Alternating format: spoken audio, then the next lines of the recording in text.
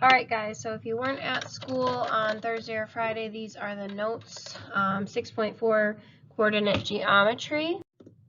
Coordinate geometry is where the position of the points on the plane, which is also known as a graph, is defined by an ordered pair of numbers, which are also known as coordinates. Coordinates are listed as an ordered pair, which x comes first and y comes second.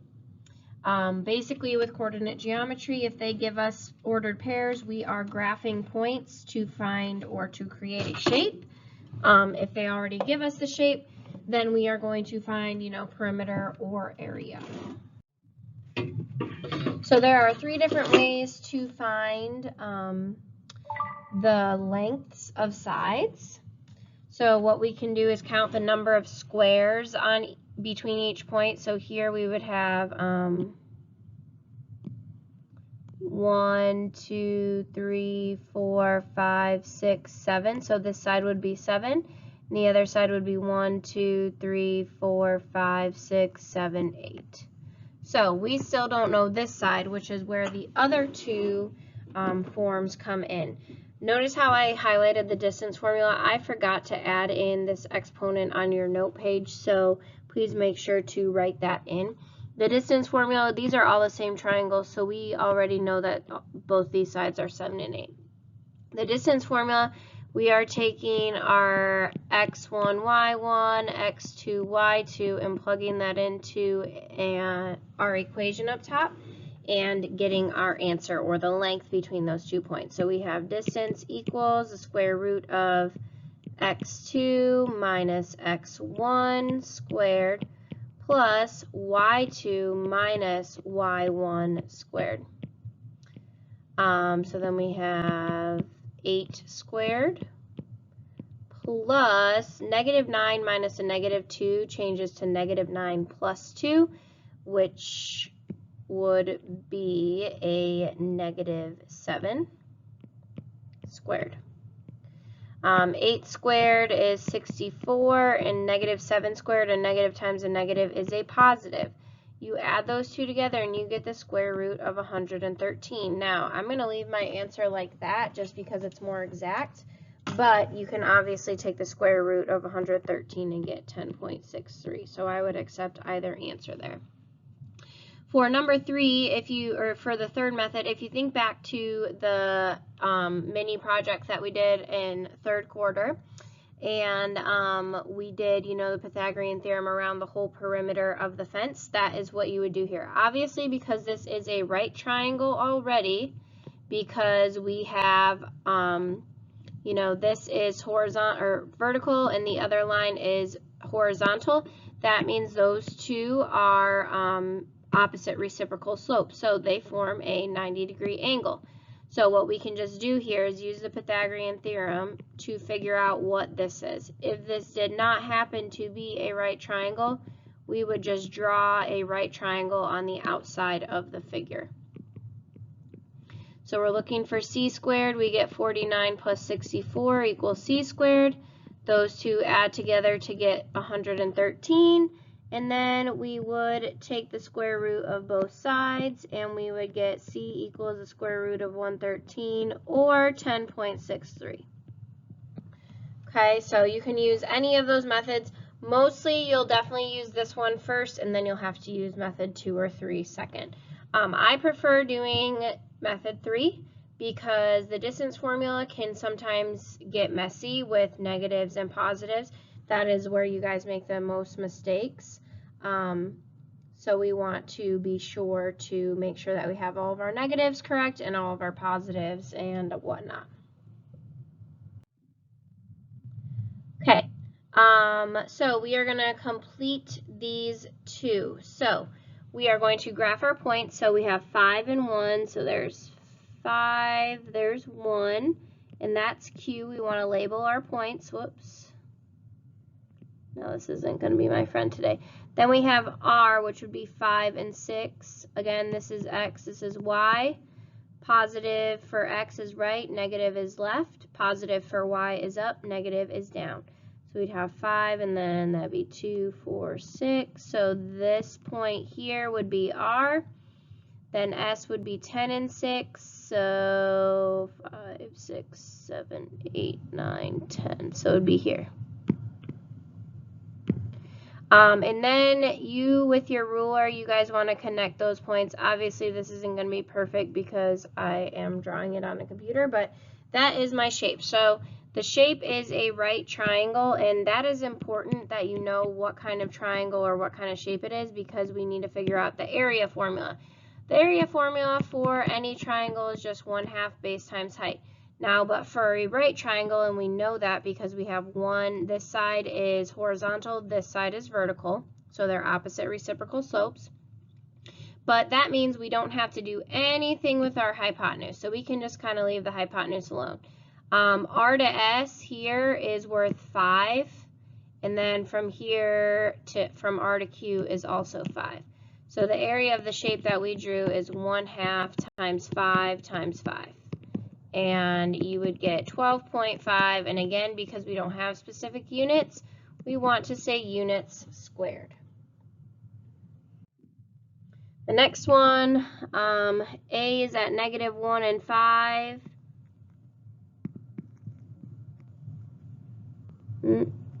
Okay, B is at 4 and 5. C is at 1 and 1. D is at -4 and 1. So again, connect your points. So this is a parallelogram. The area is base times height. And then we need to count how many jumps are between. So base would be 1, 2, 3, 4, 5. Now height has to be perpendicular to the base. So I'm looking at it like this, and then this would be perpendicular to the base. So there would be 1, 2, 3, 4. You can also, if you want, come out here, like on your homework, you will have a little bit bigger of a parallelogram, which you would need to extend that parallelogram out to get a 90-degree angle and get the base perpendicular to the height. Either way, it still works. The area of this shape is base, which is 5, times the height, which is 4, so you get 20 units squared. I want you guys to try the next two that are on your sheet. Again, if you want to pause it, go ahead and do that. I'm just going to get right to it. So A is at 4 and 6, 2, 4, 6. B is at 9 and 6. C is at 7 and 0. Obviously, this isn't the greatest, guys. Sorry. And then D is at 2 and 0.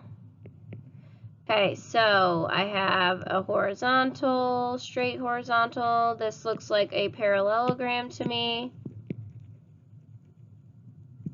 And then your formula is base times height.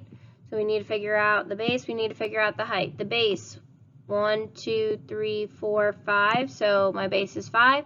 The height, you take it has to go from the top base to the bottom, whether it be, here, whether it be here, it doesn't matter, but it needs to touch both bases in some way.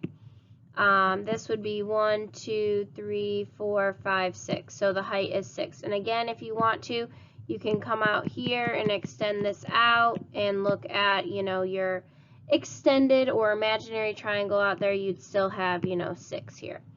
So the area of this shape would be 5 times 6, which would be 30 units squared. For B, we have 5 and 8, so 2, 4, 5, 2, 4, 6, 8, so it's all the way up here. For D, E is at 7 and 2, so 5, 6, 7, 7 and -2 rather. Gosh dang it. That's E, and then F is at 3 and -2. So there's my points. This is not going to be perfect because it's extremely hard to draw a triangle on this that is this tall, but this happens to be an isosceles triangle. Formula for any triangle is 1/2 base times height. For this one specifically, okay, I have my base, which is 1, 2, 3, 4, And then I have my height, which goes straight down the middle here because it is perpendicular to the base. So I have 1, 2, 3, 4, 5, 6, 7, 8, 9, and 10. You have to go all the way up to the top there. So that would be 10. So I have 1/2 base times height, which would be 20 units squared. And again, if you want to abbreviate that units with a U, that's fine. These ones are a little bit different. So I went ahead for A and C and did the perimeter, but A is the same as like what we did on the front. So we have 1, 2, 3, 4, 5, 6, 7. And then we have 1, 2, 3, 4, 5, 6, 7, 8. So my area is 1/2 base times height, which would be 28 units squared. Now my length here, I can either do the Pythagorean theorem because this is a right triangle, or you can do the distance formula. I'm going to do the Pythagorean theorem because that's what I prefer. So 7 squared plus 8 squared equals c squared. Again, we already did this on the front. I get 49 plus 64, which is 113. And then I'm going to take the square root of both sides. So I get c equals the square root of 113. For A and C, like I said before, we're going to do the perimeter. The perimeter is all of the sides added together. That's why I needed to find out what this side is. So if I add all of those together, I get 30.81 units. And again, because it's perimeter, you don't have to do units squared. For B, the points are a little bit off. I don't know why. It's really hard to make these, so I just went ahead and I'm never going to intentionally give you a point that is kind of offline there. Okay, so if it's close to 1, just kind of draw it in there. Okay, so we need to find the length of all the sides. I am going to make make right triangles here. So this side would be 3 and this side would be 1, 2, 3, 4, 5, 6, 7, 8, 9. So to find x, y, I need to do 3 squared plus 9 squared equals c squared. 3 squared is 9, 9 squared is 81, so then I'd have 90 equals c squared, so c equals the square root of 90. So this side is the square root of 90. Going to do the same thing for the other side. So I have 2 and I have 6. So 2 squared plus 6 squared equals c squared. 2 squared is 4, 6 squared is 36, and then we'd have 40 equals c squared. So the square root of 40 equals c. Now this is where it pays off to, keep your answers as square roots or until the last minute, because if we multiply the square root of 90 times the square root of 40, we actually get a nice number, which is 60 units squared. If you were to,